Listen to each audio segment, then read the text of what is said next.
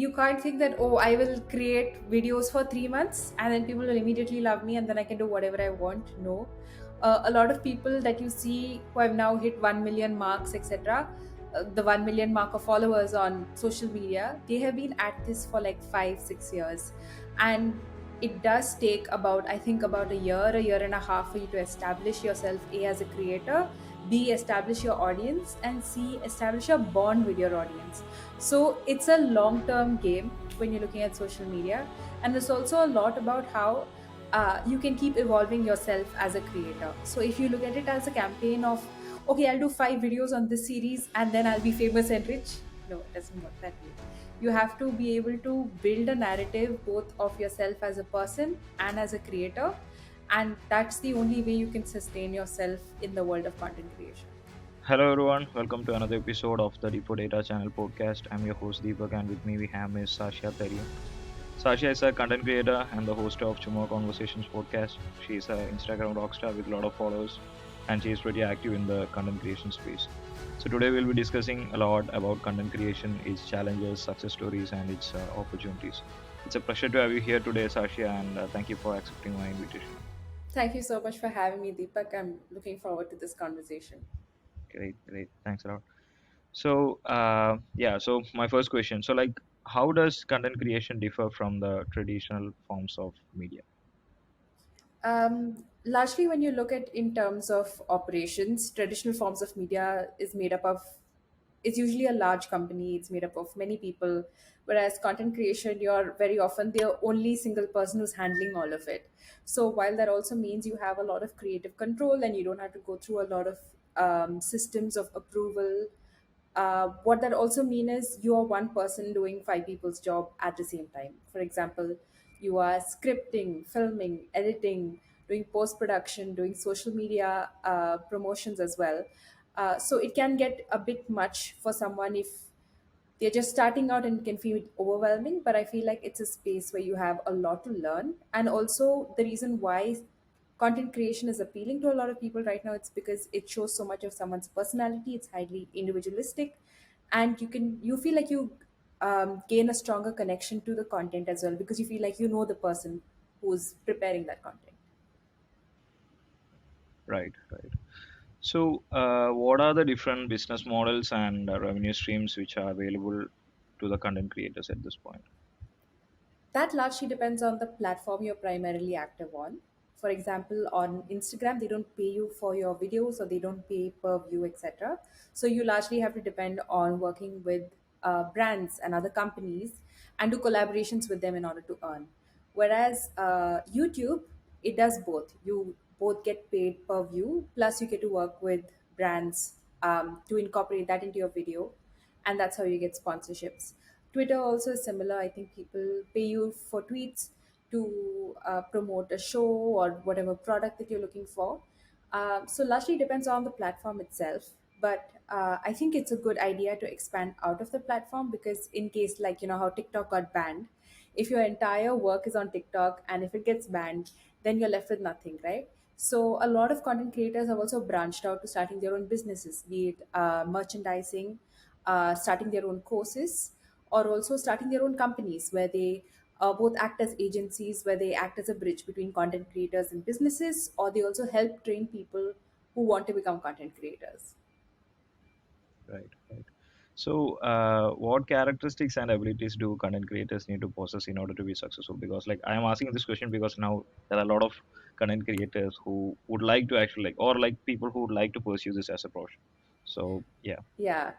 I think first of all, you have to be confident, because I think this is something I've heard from a lot of people that, I really want to create content, I really want to make videos, but I'm so scared of what people will say. And it is a legitimate fear. And I've felt that also many times, like, oh no, what will my relatives think, or what will my friends think if I do this?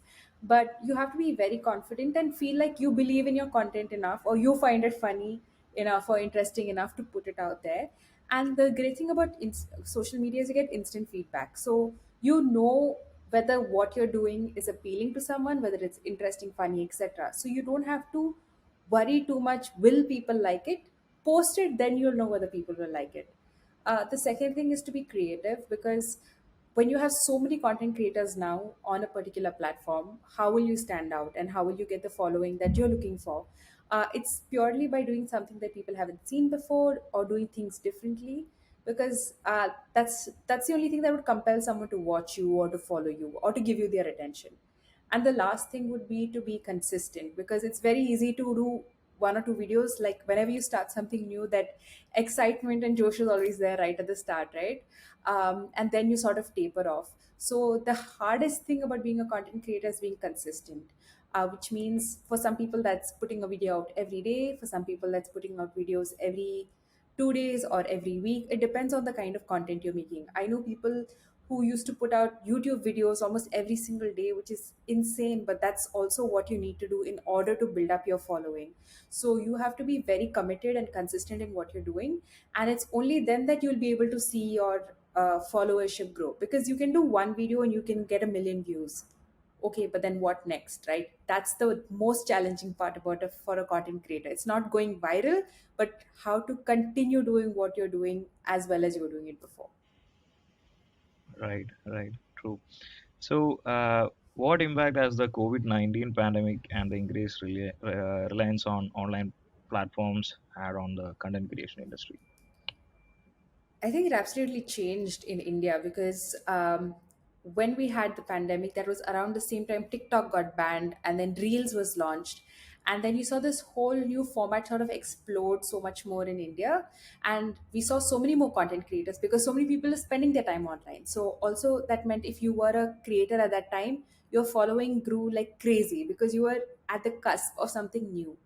And that really encouraged a lot more people to start making videos and putting it out there. But also what that means is now that there are so many more creators on the platform. As an existing creator, it's also more challenging to keep coming up with new things to stay relevant. And I think that's a good thing, because competition is really what pushes you to be more creative and not get complacent with what you're doing. So I think that period, in terms of the internet and the way things were really great for growth. But now, also considering that people have started going back to offices, they're spending less time online.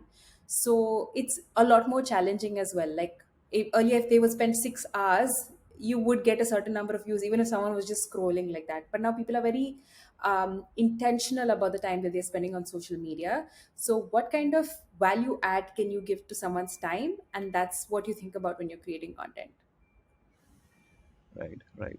So, yeah, so for someone who'd like to actually explore all this content creation space, like what are some of the creative and innovative ways that content creators are using to stand out and engage with your audience?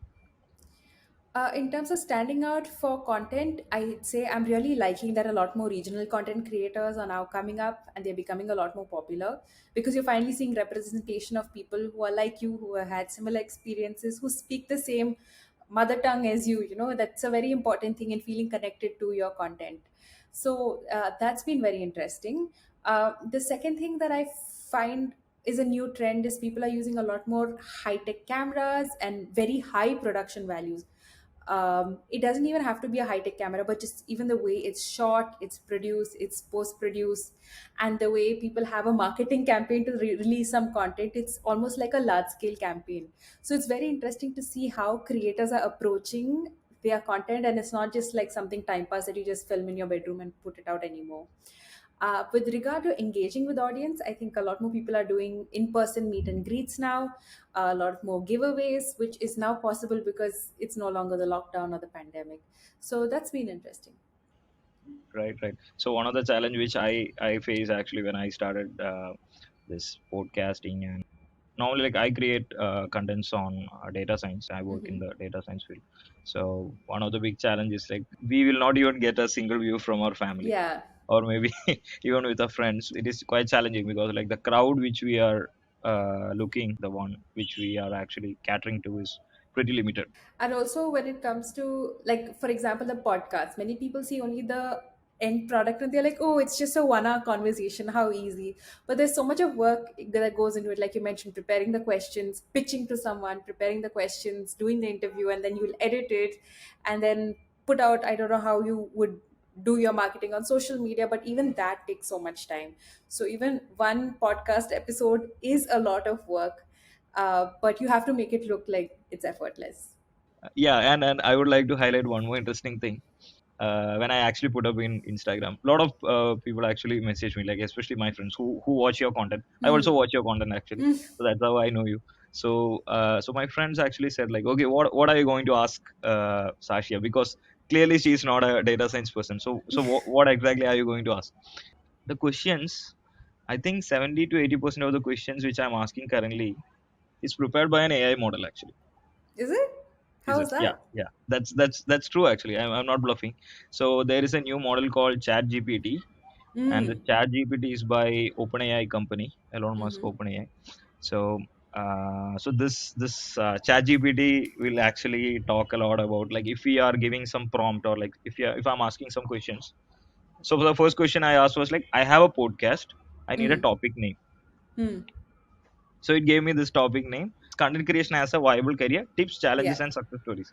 Mm. So and you mentioned actually in the guest form, like, okay, content creation as a viable career choice. Mm. So I gave the prompt like, okay, I want to do a podcast for this topic, content creation as a viable career choice. Then it gave me this particular topic. Okay, good. Along with it, it gave me a list of questions, like 12, 13 questions.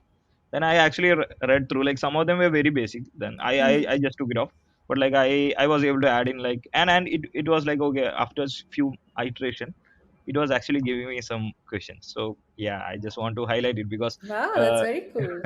it's new way of content creation, because like a lot of Mm. folks like started using these kind of AI generation tools, like especially in terms of music, then pictures, media, and so on. So yeah, so things are actually pretty evolving, and Yeah, very cool. I should check it out. maybe who knows, like maybe after some point, like maybe the host will be an AI bot actually. We never know. Oh, yeah, that's, I mean, one would usually say, no, you need a human touch for that. But people used to say that about a lot of industries which have now been replaced by robots, right? So it's going to be interesting, especially this bit that you mentioned about generating questions. I used to work as a journalist. So the question developing part was part of our skill set, right? So now knowing that AI can do it, it's like, whoa, suddenly you feel like, am I being incompetent? Are my skills like not worth it anymore? But that's interesting. And the thing about technology is you don't have to be scared of it. Right. But and just like content, like there are new things happening every single day. You can't spend all the time being like, oh no, the way YouTube was 2 years ago was so much better. I hate how it's now. No, like if you want to grow, you roll with it, learn what's new, and then see what you can do with it. Right. Over to the next question, like talking about the work-life balance aspect. So, like, Hmm. how can content creators balance their passion for creating contents with the demand of running a business and maintaining a healthy work-life balance? When you're reading out the question, I can somehow hear it in an AI voice. Right. Right. But Yeah. it is an important question because it depends. Like, if you have a full time job and you're doing content on the side, then of course it is challenging because most of your time is on your full time job, and then you have to do this on the weekends, etc. Right? And then it can get very stressful. I've experienced that, and I've also experienced life now as a full time content creator, which is a different kind of challenge where you have to stay motivated and be self disciplined because you are your own boss. So, if you are lazy one day, you will not create content, and then you feel like, oh no, it's a day wasted. But there's no one to tell you, like, hey, you didn't create videos today. And it's easy to go down into that downward slope of not creating anything for days. And then you would feel all the more pressure on yourself because you're the only one who's doing all of it. You can't call in sick any day and be like, oh, can someone else do it? Because there's no one else who can do it. Like, you have to do it yourself. So when it comes to work life balance, I think the best part or the best way to manage it is to treat content creation like just any other profession. Have a schedule for yourself. It could be a 9 to 5, it could be a 12 to 8, whatever it is, but have a schedule where you know clearly, like, at this time I'm going to work on content, my ideas, be it a video, be it a podcast, be it something written, but have a very specific schedule for yourself. The second thing is because it's a line that gets blurred between work and life, because a lot of times on social media it's a merger of the two, right? I could be posting a selfie of me eating a meal, but as a content creator, that is still work in a way. So I can't, if I'm of that mindset that I need to keep posting everything, then I can never relax. I always feel like I'm working, I'm replying to DMs, replying to comments, etc. And even people around me will feel frustrated that, I mean, like, can't you put your phone down? And I'm like, no, but I'm working, right? So that's a very difficult area to handle. But I found one solution to that, which is don't look at social media for a certain time of the day. Just keep your phone aside, because you know that you'll be like, yeah, no, let me just check my friends' messages, but then you end up like doing a lot more other things and wasting time. So definitely have a schedule for yourself, have a clear distinction between social media for leisure versus social media for work.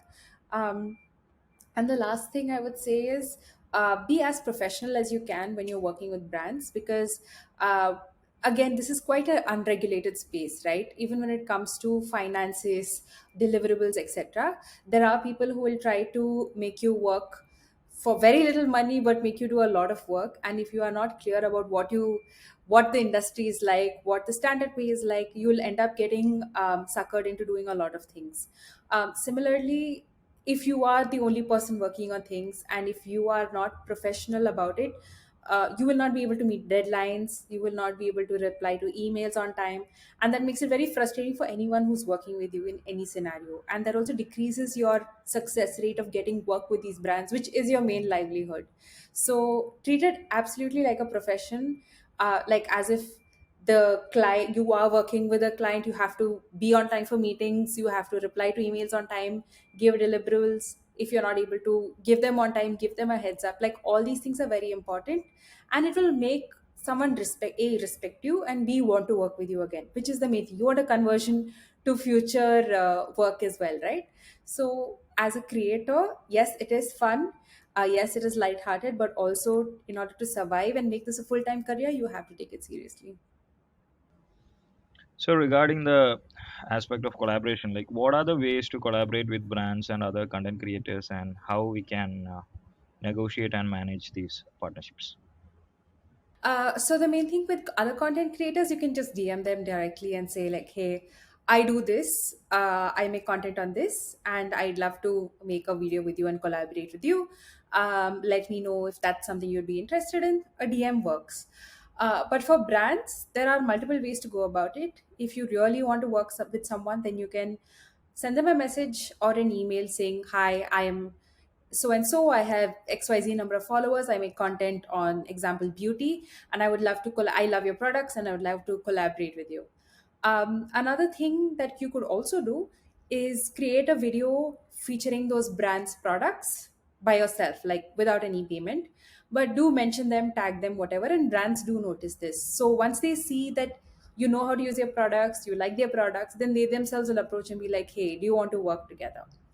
um, Now, when it comes to negotiation, that's a different thing, because a lot of the negotiation part depends on how many followers you have.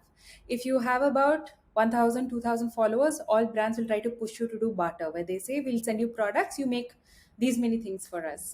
And I know that a lot of people are very much against this practice. Other people feel that it's okay. And it's largely a personal choice. But I feel like once you set that precedent of accepting products in lieu of money, then brands will never pay you. And then they'll be like, "No, yeah, you worked with us, we'll send you more expensive products." But the thing is, if you want to make this your career, your products will not pay your bills, right? So that's when you have to be able to, what I mean, people say, do your research, but in India especially, a lot of this information is not there in the public domain about what costs are, how much to charge, where it's a fair deal, etc., and what to keep in mind when you're making a collaboration. So again, reach out to fellow content creators and be like, "Hey, I got this deal." You have either, you can reach out to someone who's already worked with a brand, or someone who has similar followers to you, or someone who has more followers, and just ask them for advice and say like, "How much do you charge in a ballpark figure for a collaboration, like for a reel, for example, or for a post or for a story?"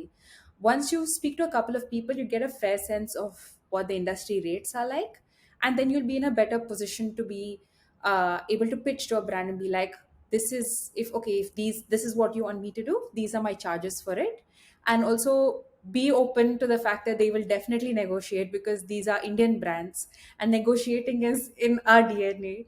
So do not, a lot of people feel two things. They'll feel, one, how can I put value to my work, which is so personal and so important to me? Like, I put myself out there. Is 500 rupees too less? Am I underselling myself? Or is it too much to charge? Will they just reject me? So that is the confusion about pricing becoming so personal. The second thing is, when brands will naturally negotiate, because your work is so personal to you, some people feel very offended, and they respond with like, but I work so hard on this, I'm worth more than this. And responding emotionally does not help, because it's a business collaboration, right? It's something that you have to be professional about. So what you can do instead is quote that, listen, this is my engagement rate, these are my followers, this is my reach, and as per this is why I'm quoting this. And I understand that you might have budget issues, so the lowest I can go to is this, but this I think is a fair price considering all these factors. So once you're able to put it in clear terms and you don't get emotional about it, then you're able to proceed further and they'll be able to work out a deal better. Right, right. Yeah, that was pretty informative actually. Yeah. So over to the next question. So regarding some of the success stories. So like what are some of the success stories of content creators who have turned their hobby or into full-time career in this content creation, please? I think most content creators, because the skills that generally come to them easily are being in front of the camera, acting, singing, dancing, whatever.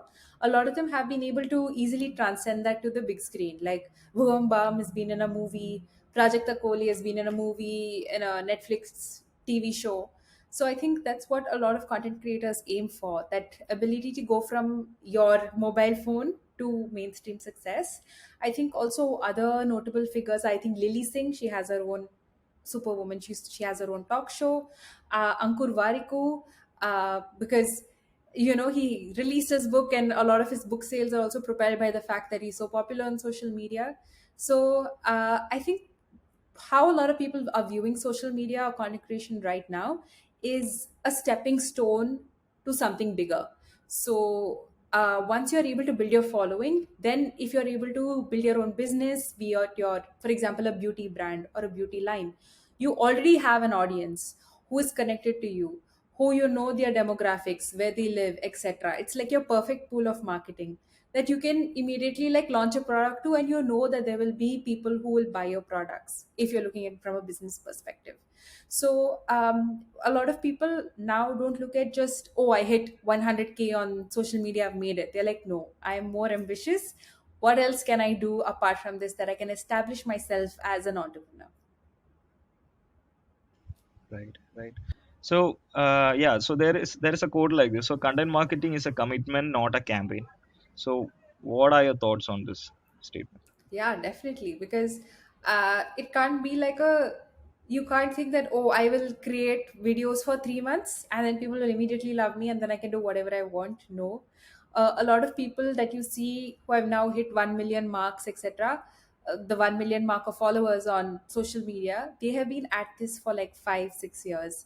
And it does take about, I think, about a year and a half for you to establish yourself, A, as a creator, B, establish your audience, and C, establish a bond with your audience. So it's a long term game when you're looking at social media. And it's also a lot about how you can keep evolving yourself as a creator. So if you look at it as a campaign of, okay, I'll do 5 videos on this series and then I'll be famous and rich. No, it doesn't work that way.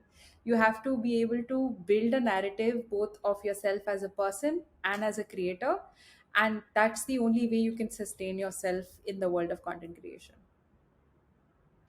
Right, right. So this is a question which I like the most actually regarding the business side of this kind of content creation. So like, how do you balance the creative aspect of content creation with the business side of running a content creation business? Oh, this is really difficult because there are two types of people. One who are purely creative when you start in, and then you become completely clueless when you have the business aspect of it and when you have negotiations, etc. For me, I was one of those people because I started making content just for fun. Like I was just shooting in my room, posting videos for my friends, etc. So when business started happening, I was very clueless. And so it does help, A, to talk to people who already know the business, and B, hire a manager who will be able to do these negotiations for you, take on all these calls, etc., because that will take off a huge load from you, and that will give you the time to focus on the creative aspect of things. The second type of person who goes into social media as a business perspective, and that's not bad either, because they're trying to make their career. But the thing is, if you're very focused on just numbers, that becomes very obvious to your audience as well. They can tell when your heart is not in it, when you're not passionate about it. If you're creating the same kind of content that everybody else is, like the kind of content that you know will become viral, but you're doing it for the sake of becoming viral, audience is very very smart and they can tell right through it, so they will not be able to connect with you as much. So if you're not creative, yes, you might have an initial surge in followers, but then you won't be able to sustain that because you have nothing new to offer to your audience. So in that case, hire someone who can help you with the creative aspect of it. The bottom line is, surround yourself with people who can supplement the skills you don't have, and that will make your life a lot easier. Right, right. So, when we are actually creating all these contents, like how often like we can interact with the audience, and like how are you actually doing? Like, definitely it's not possible to go and talk to every single person, but like, so how are you actually managing this kind of interaction, and how you are collecting the feedback? I'm very, very active on replying to DMs and comments, because I feel like someone's taken the time out of their day to send me a message or to comment on something that I have made. I feel like you definitely have to acknowledge it and respond to it, right? Because I would like it if someone did that to me if I had commented on their work. So I try my best to reply to every comment and to reply to every DM. But if that's not possible, then I set aside time in a day, like maybe say 1 hour, where all I will do is just read all the comments and reply to them, reply to my DMs. I think it's very important as creators to stay connected with your community and know see what your audience is saying, because you are here because of them, right? And you're getting instant feedback. Like, marketers pay so many rupees for this to get that kind of feedback from their target group, and here people are giving you all this information right then, right there. So yes, it feels good when people say, oh, I really like this is great, etc. But if someone doesn't like it, then that's also feedback for you to improve for the next time you're doing something.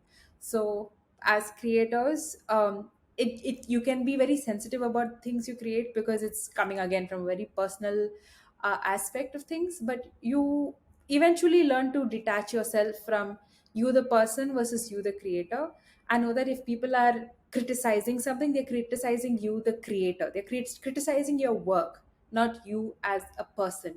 So that kind of distinction takes a while to develop, but once you do, then you're able to handle both the compliments and the criticism and be able to learn and grow from it.